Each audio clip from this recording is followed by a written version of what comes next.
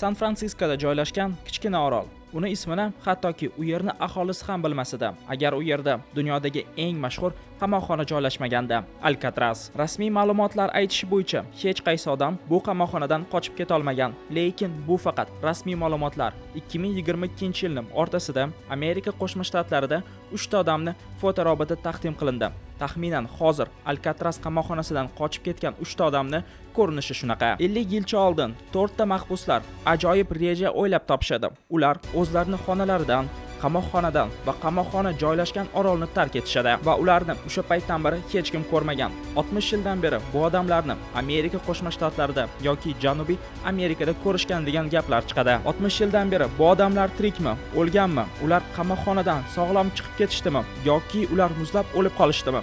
Hali hech kim bu savolga javob bera olmaydi. Va Alcatrazdan 60 yil oldin qochgan 3 ta odam ishi hali ham yopiq emas. Bu ajoyib tarixda men qanday qilib 3 ta odam dunyodagi eng qo'riqlanadigan qamoqxonadan qochib ketganini aytib beraman. Qanday qilib ular yomg'ir paltosi va akordeon bilan Alcatrazdan qochib ketishgan va hozir ular qayerda degan savolga ham javob topasiz. Sizlar bilan Aziz Habibullayev Togun Hiya kanalida. Videoga avans bilan like bosib obuna bo'lib qo'ying. Bu menga ko'proq sifatli video chiqarishga motivatsiya bo'ladi. Hammaga kattakon rahmat. Aniq bilaman, shu videoni ko'rayotgan odamlar Shawshankadan qochish degan kinosini ko'rgansiz. Bu dunyodagi eng zo'r kino deb hisoblanadi va Stephen King bu haqida kino chiqargan. Lekin kinodagi vaziyatlar, ismlar bu to'qima. Lekin tasavvur qiling, hayotda bitta emas, naqd 3 ta odam oddiy qamoqxonada emas, eng zo'r Alcatraz qamoqxonasidan qochib ketishgan. Aynan bugun siz haqiqat haqida bilib olasiz va shu kadrlardan boshlaymiz. 12-iyun 1962-yil bu kun Alcatrazda qolgan kunlarga o'xshab bir xil boshlanish kerak edi. Ertalab Ahrana xonalarni aylanib chiqayotganda hamma mahbuslar o'zlarining xonalaridan chiqib turishlari kerak edi. Lekin bu kun mahbus xonasidagi kravatda yotgan edi va Ahrananing gapiga ham quloq solmayotdi. Ahrana mahbusni boshiga uradi, lekin undan hech qanaqa reaksiya bo'lmagani uchun mahbus o'ldi shekilli deydi va yana bir marta boshini itaradi. Lekin bu safar mahbusni boshi yerga tushadi. Ahrana juda ham tez bu haqiqiy odam emasligini tushunishadi. Kravatda odamning o'rniga mulaj yotgan edi va bunaqa kadrni ahranalar yana ikkita xonada topishadi. Keyin sirena qidiruv Amerika Qo'shma Shtatlari uchun bu yomon yangilik edi, chunki 3 ta odam qamoqxonadan qochib ketgan edi. Mayliki oddiy qamoqxonadan, ular Alcatraz qamoqxonasidan qochib ketishgan edi. Bu tarix qamoqxonadan qochishdan 1 yil oldin boshlanadi. 1961-yil Aaron West tajribali o'g'ri va mashinalarning o'g'risi edi. Faqat Alcatrazga u boshqa ishlar uchun tushgan edi. Mahbus ko'p marotaba boshqa qamoqxonalardan qochib ketgan edi. Aaron o'zini yaxshi ko'rsatardi va uni tarbiyasi yaxshi bo'lgani uchun unga malyar bo'lib ishlashga ruxsat berishadi. Uni ish joyi esa uni xonasini tepasi edi. Kunlardan biri West ishini bajarayotganda reshotkani ko'rib qoladi. U reshotka binoni tepasiga olib chiqardi va Westning miyasiga zo'r reja keldi. Lekin buni qilish uchun unga jamoa kerak edi va uni rejasi uchun eng zo'r odam Frank Morris edi. U paytgacha u 2 ta yoki 3 ta qamoqxonadan emas, 11 ta qamoqxonadan qochib ketgan edi va bu hammasi 30 yoshgacha. Sizchi 30 yoshingizda nimaga erishdingiz? Morris yetim bo'lib o'sgan edi va 14 yoshida birinchi marta koloniyaga tushadi. Keyin avtomatlar bilan talonchilik, o'g'irliklar, portlatishlar, bu ishdan keyin uni yana qamoqxonaga jo'natishadi, lekin ulardan u tez qochib keta oladi. Qamoqxonalardan qochib ketishga Frankka uni IQ'si yordam berardi. Uni anketasida Frankning IQ'si 133 deb yozilgan edi. Bu 98% odamlardan aqlliroq degani. Alcatraz bu dunyodagi eng himoyalangan qamoqxona va Frankni bu yerdan qochib ketishga aqli yetmasdi deyishardi. Yana jamoaga 2 ta aka-uka, John va Claren Engli qo'shiladi. Ular Frankka o'xshab aqlli bo'lishmagan bo'lsa ham, lekin Alcatrazga boshqa qamoqxonalardan qochishgan uchun tushib qolishgan. Jamoa tayyor, lekin mahbuslarning xonasi bir-biriga yaqin joylashmagan edi. Shuning uchun ular 3 oy davomida o'zlarini juda ham yaxshi mahbus deb ko'rsatishadi va 3 oydan keyin ularni xonalarini yonma-yon qo'yib berishadi.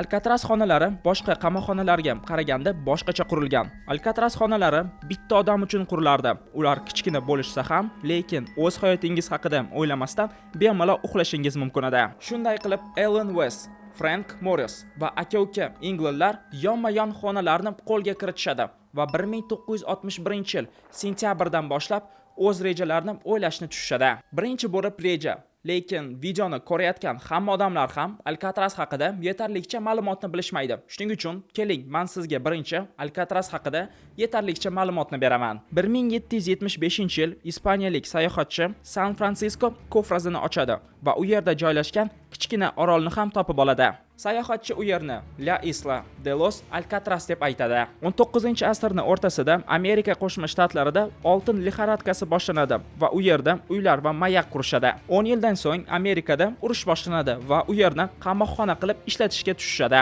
Lekin haqiqiy obro'ni Alcatraz 1934-yil qo'lga kiritadi. Uni to'liq remont qilishadi va u yerda xatarlik mahbuslarni ushlashni boshlashadi. Alcatraz boshqa qamoqxonadan qochgan odamlarni ushlab turish uchun qurilgan edi. Agar siz jamiyatni qonuniga amal qilmasangiz, siz qamoqxonaga tushasiz. Agar siz qamoqxonani qonunlarni qabul qilmasangiz, siz Alcatrazga tushasiz. 1930-yilda Alcatrazda gangsterlar o'tirardi. Masalan, eng mashhuri Al Capone bo'lgan. Aynan shu paytlar Alcatraz qonunlari eng qattiqqonlardan bo'lgan. Masalan, mahbuslar umuman gapirishlari mumkin emas edi. Al Capone boshqa qamoqxonalarda pora berib yaxshi xonalarni olish mumkin edi. Alcatrazda esa umuman yaxshi xonalar yo'q edi. 1960-yildan boshlab Amerika Qo'shma Shtatlarida gangsterlar kamayishni boshlashadi va Alcatrazda ham qonunlarni sekin pasaytirishadi, lekin u baribir ham eng xavfli qamoqxona edi. Birinchi bo'lib Alcatraz orolda joylashgan edi. Eng yaqin suvsiz joy 1,5 kilometr uzoqlikda edi. Suzib o'tishingiz mumkin, lekin borganingizgacha siz muzlab gipotermiyaga uchraysiz yoki muzlashga ulgurmasangiz sizni akulalar yeb qo'yardi. San Fransisko suvlarida juda ham ko'p akulalar bor edi. Kemada suzib o'tib keta olasiz, lekin kemani qaydan olasiz? Davlat kemalaridan boshqa kemalar qamoqxonaga hattoki yaqinlashish ham mumkin emas edi. Qamoqxona mutlaqo panjara va snayper minolari bilan o'ralgan edi, lekin u yerga yetib borish ham oson emas edi. Alcatraz binosini tark etish mumkin emas deb hisoblanardi. Alcatrazda ko'p mahbuslar ushalmas edi. 100 ta, 200 tacha, 3 ta mahbusga bitta axrana bo'lardi. Bu boshqa qamoqxonalarga qaraganda ancha xavfsizroq edi. Har kuni axrana 5-6 marotaba mahbuslarni sonma-son sanab chiqardi. Xonalar uch etash bir-biriga qarab turardi. O'rtada avtomat bilan axrana hamma joyni ko'rib turardi. Metal detektor va hattoki granatalar ham Alcatrazda bor edi. Va yana nimaga Alcatrazdan qochib ketish mumkin emas deyshadi. Alcatrazdan 14 marotaba qochib ketishga harakat qilishgan, lekin biron marta o'xshamagan. Bu tarixdan tashqari Aaron West, Frank Morris va aka-uka Englin o'z rejasiga tayyorlanishni boshlashadi. 1961-yil mahbuslar 4 ta muammoni hal qilish kerak edi. Qanday qilib xonadan chiqib ketish mumkin? Qanday qilib binoni tark etish mumkin? Qanday qilib suvga iz qoldirmasdan borish mumkin? Va qanday qilib suvsiz joyga yetib borish mumkin? Temir reshotkani kesish nafaqat qiyin ish, balki befoyda ketgan vaqt bo'ladi, chunki uni orqasida sizni axrana kutib oladi. Shuning uchun boshqa variant bu devordagi tunnelni qilish. Har bir xonada ventilyatsiya uchun joy bor edi. Uni orqasida esa trubalar joylashgan edi. Yomon yangiliklar: ventilyatsiya juda ham tor edi. Yaxshi yangilik esa ventilyatsiya juda yuqa edi va mahbuslar uni sindirishga tushadi. Mahbuslar stalovidagi qoshiqlarni o'g'irlab xonalarida o'tkirlashadi va ventilyatsiyani sindirishni boshlashadi. Ular birga ishlamas edi. Ikkitasi ishlayotganda, ikkitasi axranani kuzatib turardi. Atagi yarim yil ichida mahbuslar xonalarni orqasida joylashgan ventilyatsiyaga yo'lni ochishadi. Birinchi bo'lib bu ishni Clarence Sanklin tugatadi va tepada ketayotganda u ventilyatsiyaga chiqishni ko'radi. Lekin Clarence chiqishda nafaqat ventilyatsiya reshotka bilan yopiqligini ko'radi. U oldi tomondan boltlar bilan qotirilganini ham ko'radi. Mahbuslar ularni kesib tashlashga qaror qilishadi, lekin gapirish qilishdan ancha osonroq. Birinchi bo'lib ular xonalarni ko'p vaqtga tark etisha olmas edi. Ikkinchidan esa ular bu ishni qilayotganda ularni tepadan ishib qolishlari mumkin edi. Frank Morrisning anketasida The Escape Artist degan so'zlar yozilgan edi. O'zbek tiliga buni qamoq qochqini deb tarjima qilsa bo'ladi, lekin artist so'zi rassom qilib tarjima qilsa ham bo'ladi. Va Alcatrazdan qochib ketayotgan mahbuslarni rassom desa bo'lardi va ular qilayotgan ish esa shedevr edi. Mahbuslar tashqaridagi boltlarni kesishayotganda ularni axrana qidirib qolmaslik uchun mahbuslar soxta boshlarni yaratishni boshlashadi. Uni qilishga topgan narsalarni ishlatishadi. Kley, skotch, iplar, trubalar, lekin baribir ham odamga o'xshatish uchun ularga ikkita narsa yetishmayotgan edi. Birinchisi bu soch, ikkinchisi esa bu kraska. Mahbuslar hobbi uchun qamoqxonadan rasm chizish uchun kraskani so'rashadi va u boshlarini bo'yash uchun ketadi. Clarence Anglin esa qamoqxonada sartarosh bo'lib ishlardi va u o'z ishidan sochlarni olib chiqadi. Soxta boshlarga sochlarni yopishtirishadi. Mahbuslar soxta boshni qo'yib, kiyimlarni yechib, adyol tagiga qo'yishardi va uzoqdan qarasangiz haqiqiy odamlarga o'xshardi. Yana bir muammo bu buzilgan devorlar. Ahrana buni bilib qolmasligi uchun mahbuslar karton olib, uni devor rangi bilan bo'yab qo'yishadi va buzilgan devorni bekitishadi. Birinchi muammo hal. Mahbuslar endi bemalol o'z ishlarini qilishlari mumkin edi. Endi bolt kesayotganda ovozni yo'qotish kerak edi. Alan West malyar bo'lib ishlardi va u aynan boltlar turgan joyda devorlarni bo'yardi. U yerda esa juda ham ko'p axlat bor edi va ish kunlaridan biri u bor axlatni qamoqxonani o'rtasiga Broadwayga tashlab yuborardi. Ahrana esa bu joy har doim toza bo'lishini xohlardi. Alan West nima deyishni bilmas edi, chunki kraska bo'layotgan joy har doim kir bo'lardi va Alan West taklif beradi o'sha yerni material bilan yopishni. Axlat Broadwayga tushmas edi va ahrana bunga ruxsat beradi. Mahbuslarni endi hech kim ko'rmasdi va ular bemalol boltlarni kesib tashlashlari mumkin edi. Mahbuslar baribir ham ovoz chiqarardi, lekin Alcatrazning o'zini imiji bor edi. Masalan, Alcatraz'dagi odamlarga juda ham zo'r ovqat berishardi. Ular bunt ko'tarmaslik uchun va har kuni soat 5:30 dan to 7 gacha har bitta mahbuslarga qo'shiq uchun asboblar berishardi. Ular kuylashi uchun. Mana masalan, Al Capone bandobobda o'ynamoqda. Mahbuslar aytishi bo'yicha u zo'r kuylarda. Asboblar ovozi boltlar kesayotgan ovozlarni zo'r bekitib turadi va ular 3 oy davomida bitta-bittalab boltlarni kesib chiqishadi. Material bilan yopiq xonani esa ahrani tekshirib ham o'tirmas edi. Mahbuslar u yerda barcha kerakli narsalarni saqlashardi. Oxirgi muammo bu kema edi. Qochqinlar San Fransisko suvidan Matirikka yetib borib qochib ketishmoqchi edi. Frank Morris 133 IQ egasi kitob o'qishni yoqtirardi va kunlardan biri u mexanika haqida kitob o'qiyotganda yomg'irga qarshi plash bilan qutqaruv jilet qilish haqida mavzu topadi. San Fransiskoda havo ja zo'rmas edi va juda ham ko'p yomg'irlar bo'lardi. Shuning uchun har bir mahbusning o'zini plashlari bo'lardi. Oddiy plash emas, qattiq materialdan qilingan edi va mahbuslar nafaqat o'zlarini, balki boshqalarning plashlarini ham olishadi va u bilan kema yasashga tushishadi. Alcatrazda xonalar qarama-qarshi joylashgan edi va albatta boshqa mahbuslar yarim yil to'g'risida devor qazilayotganini ko'rishgan bo'lsa ham, lekin bu narsani ahranaga aytishmaydi. O'zlarining yopiq xonalarda mahbuslar kema va qutqaruv jiletlarini tikib qilaylab qo'yishadi va 9 oydan so'ng Alan West, Frank Morris va aka-uka Englandlar qochishga tayyor edi. 1962-yil 11-iyunda shou boshlanadi. Kechqurun soat 10 da Alcatrazda svet uchardi.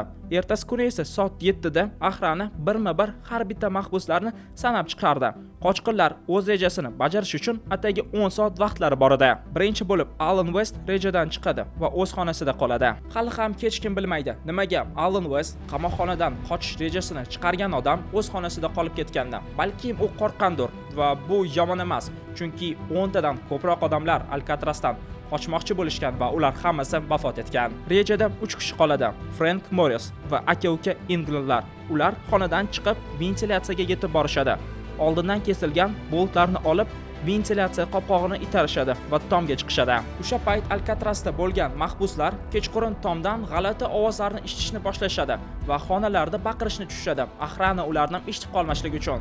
Bu haqiqatmi yoki yolg'onmi, hech kim bilmaydi. Lekin aniqki, qochqinlar hech kimga bildirmasdan tomga chiqishadi. Ular o'zlari bilan kemalarni, qutqaruv jiletlarini, vyosla va garmoshkani olib olishadi. Agar u nimaga kerakligini hali bilmagan bo'lsangiz, keyinchalik tushunasiz. Alcatrazda aytganimdek ovqat yaxshi edi. Shuning uchun birinchi qavatda o'zlarini non pishiradigan joylari bor edi. U yerdagi trubadan qochqinlar pastga tushishadi. Alcatrazda snayper binolari ko'p bo'lgan bo'lsa ham, ular sezdirmasdan simlik devorga yetib borishadi. Uni ustiga kiyimlarini qo'yib, devordan o'tib ketishadi va shimoliy g'arbiy tarafdagi suvga tushishadi. O'sha payt ular garmoshkani ishlatib, jiletka va kichkina kemalarni havo bilan to'ldirishadi va Frank Morris, John va Clarence England suzishga tushadi va ularning orqasida dunyodagi eng xavfli qamoqxona qolib ketadi. Ertasi kuni esa nima bo'lganini bilasiz. Ahrana shokda, signalizatsiya, trevoga va soxta boshlarni topishadi. Qidiruvchilar mahbuslar allaqachon orolni tark etishganini bilishadi va bu ishni FBRga topshirishadi.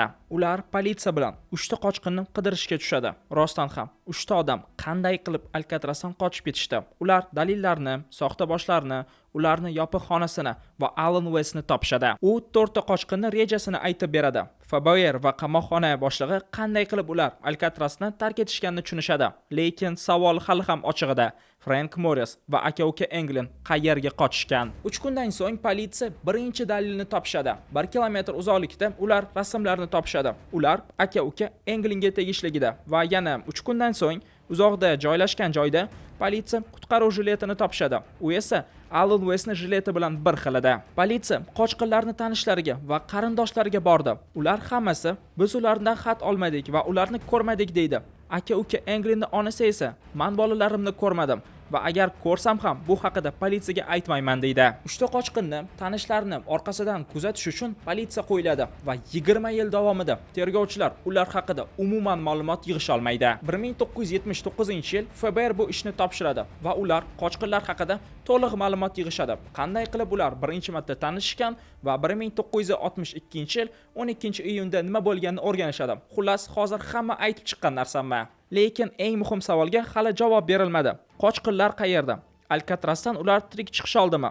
Suvdan suzib o'tish oldimi? Agar qochib ketishgan bo'lsa, hozir ular qayerda? FBI bitta, ikkita teoriya berdi, lekin bu haqiqatmi yoki yolg'onmi? Hech kim javob bera olmaydi va hozir biz ularni birma-bir o'rganib chiqamiz. FBI'ning rasmiy saytida Alcatrazdan qochgan odamlar tarixi haqida post bor. U yerda qanday qilib ular qamoqxonadan qochishgan, nimalarni ishlatishgan, hamma narsani yozib qo'yishgan va saytning oxirida qochqinlar Alcatrazni to'liq qochib ketisha olmadi deyshadi va suvda cho'kib o'lib ketishgan deb yozilgan. San Fransiskoning suvi juda ham sovuq edi va 1,5 kilometr joyni suzib o'tish oson emas edi. Qamoqxonadan keyin Alan aytishi bo'yicha qochqinlar birinchi bo'lib Angel Islandga bormoqchi edi. U yer oldingi voyenniy baza va hozir u yerda kam voyenniylar qolgani uchun birinchi bo'lib u yoqqa borishmoqchi edi. Keyin esa u yerdan Matrikka o'tishmoqchi edi. Tergovchilar aytishi bo'yicha qochqinlar suvda suzib ketishayotganda qattiq shamol bo'lgan. Shuning uchun ular Angel Islandga emas, boshqa joyga borib qolishgan va o'sha yerda cho'kib bo'lishgan. Tergovchilar aytishi bo'yicha mahbuslar gipotermiyadan vafot etishgan va suvda topilgan aka-ukalarning rasmi bu birinchi dalil.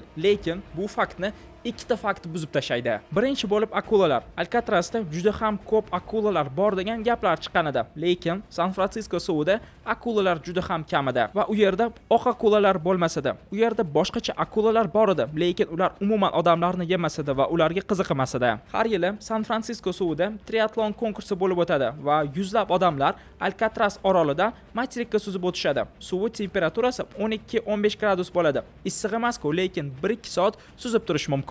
Lekin Alcatrazdagi dushlar suvi qaynoq bo'lgan. Mahbuslarga yaxshi bo'lish uchun emas, ular sovuq suvga o'rganib qolmaslik uchun va tayyorgarliksiz 1,5 kilometr joyni sovuq suvda suzib o'tish oson emas edi. Masalan, yarim yildan so'ng 1962-yilning oxirida John Scott Alcatraz qamoqxonasidan qochib chiqib ketadi va suvga yetib borib San Fransisko ko'prigiga suzib boradi. Lekin u shunchalik charchagan ediki, u o'sha yerga yetib borishi bilan hushidan ketadi va ertasi kuni uni politsiya qo'lga oladi. FBI 20 yil ichida Alcatrazdan qochgan 3 ta odam haqida umuman ma'lumot topisha olmaydi. Ularni tanalarini ham topisha olmagan. Shuning uchun ishni ham yopib bo'lmaydi. 1979-yil FBI bu ishni Amerika Qo'shma Shtatlarining marshaliga topshiradi. Ular aynan qochgan jinoyatchilarni qidirish bilan shug'ullanishadi. 40 yil ichida Alcatrazdan qochgan odamlar haqida juda ham ko'p ma'lumotlar chiqadi. Ular nafaqat u yerdan tirik chiqib ketishdi deyshadi, balki ular chet el davlatga ham chiqib ketdi deyishgan yangiliklar chiqadi. 2000-yilning boshida afsonalar buzuvchi teleko'rsatuvi Alcatraz vaziyatni qaytarishga qaror qiladi. Ular o'shanga o'xshash yomg'ir jiletni olib kema yasashadi va garmoshka bilan uni havo bilan to'ldirishadi va Alcatrazdan Angel Islandga suzishni boshlashadi va ularda bu o'xshaydi. Lekin ular boshqa joyga borib qolishadi.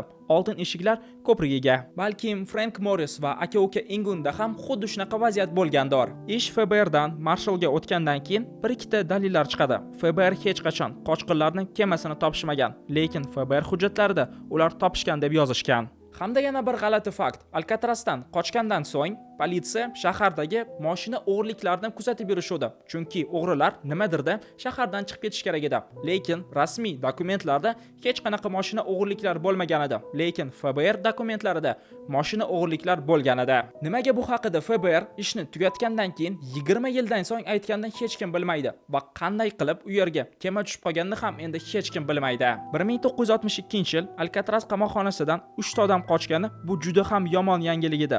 Politsiya har kuni minglab qo'ng'iroqlarni qabul qilishardi, xuddi mahbuslarni ko'rgandek, lekin hech qaysi biri tasdiqlanmagan edi. Ko'p vaqtdan so'ng Marshallga xat keladi. U xat aytishi bo'yicha uni qarindoshi qochqinlarni kemada olib borib qo'ygan va yetib borgandan so'ng ularni otib tashlagan deydi va hattoki ko'milgan koordinatlarni ham beradi. Politsiya u yerga borganda hech qanaqa tanalarni topmaydi. 1970-yilning o'rtalarida Braziliyada bitta rasm qilinadi. Bu rasmni olgan odam kadrda aka-uka Englandlar deydi.